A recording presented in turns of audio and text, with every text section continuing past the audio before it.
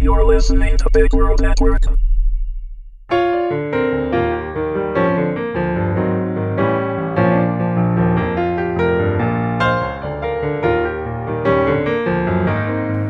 Amazing Grace, Episode 9. Written by James Hellvig. Read by Meagan Hedin.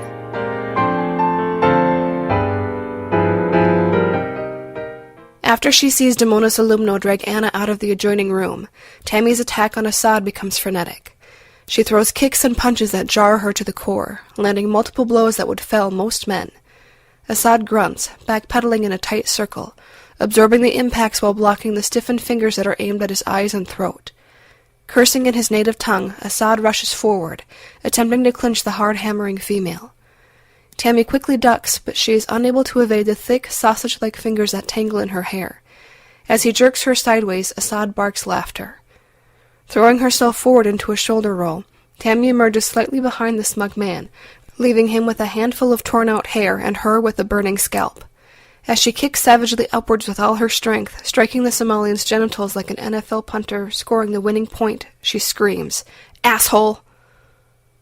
The oversized man sinks to his knees. Tammy uses an open cuff arm like a blunt dagger, jamming it into the man's left eye from behind. Using her left hand as a piston, she pulls the massive head into her abdomen as hard as she can. Assad's body spasms violently in death, and Tammy hangs on, panting heavily. Falling sideways with her burden, Tammy struggles to free the gory cuff, her heart burning with the need to get to Anna.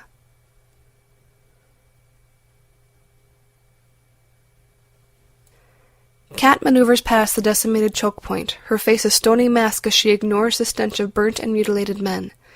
They've died hard, and she's suffered casualties of her own. 3 wounded and 1 dead. 4 checkpoints.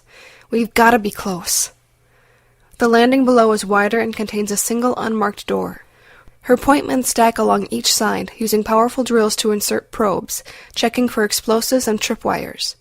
In her earpiece, the senior NCO reports, "And to the line commander, elevator visible and doors open, no hostiles in sight."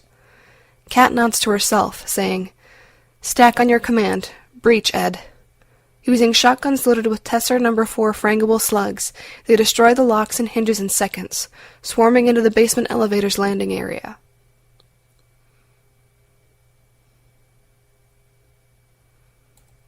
Damona's Alumno drags Anna to the cipher-locked door, pulling the teen's head back hard to keep her from struggling.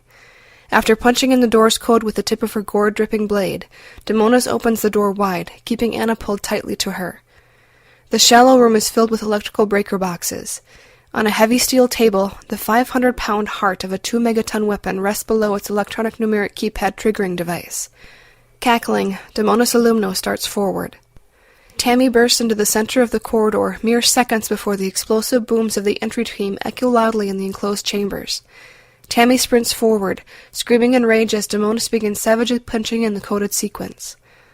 Behind them, Kat's team enters the hall, weapons trained forward, but Anna and Tammy's bodies impede their shot at the deranged woman. Time slows. Anna grips Damonis' wrist in both hands as 3 of the 10 keys are activated.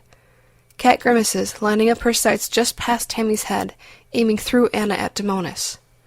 5 keys. Tammy screams at the assault team members to hold fire, knowing that Damonis is too far away. 7 keys. Anna jumps forward, pushing backwards with both feet, driving herself forward, clinging to Damonis. 8 keys. Kat begins taking slack out of her trigger. 9 keys. Damonis shrieks in rage as she's jerked violently away from the keypad, propelled forward by Anna. The girl's weight hauls them both to the floor, and Damonis lands roughly, flat out and face first. "Bitch!" Damonis screams. Releasing Anna's hair, Damonis comes to her knees beside the prone youth. She raises her knife high, and then slashes ferociously downward with both hands. Tammy's diving form intercepts the killing stroke meant for Anna. Damonis' blade slams to its hilt a millisecond before Kat's rifle barks sharply twice, ending the rampaging woman's threat.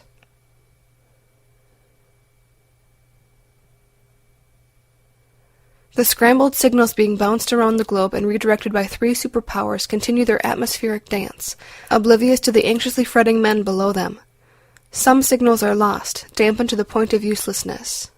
But not all. 17 of the original signals complete their programmed function, unleashing firestorms of destruction in scattered locations far beyond their original marks.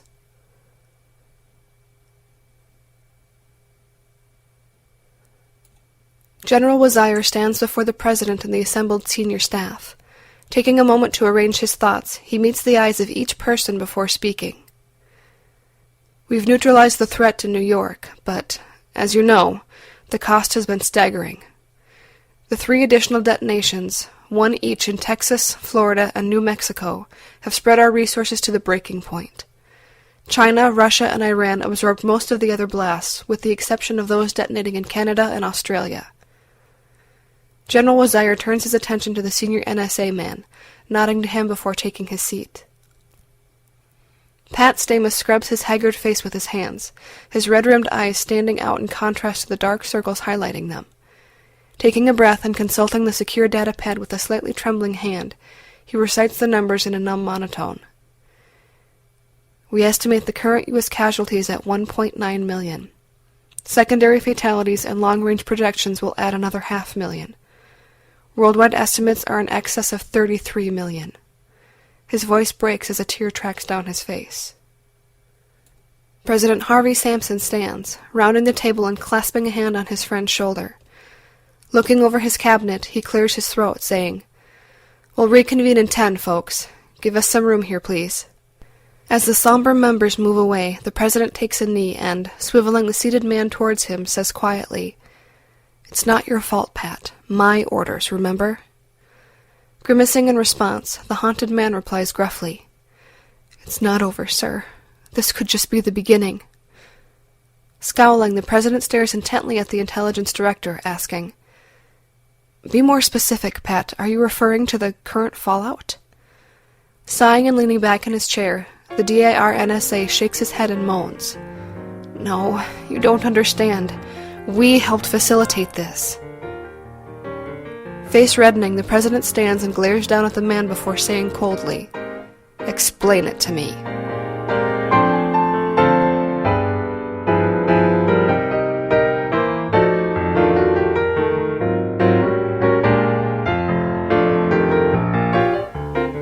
This has been a presentation of Big World Network.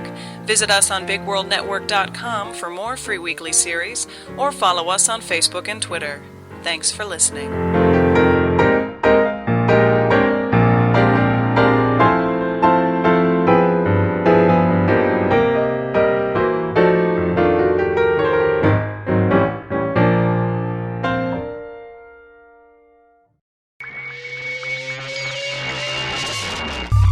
You're listening to Big World Network.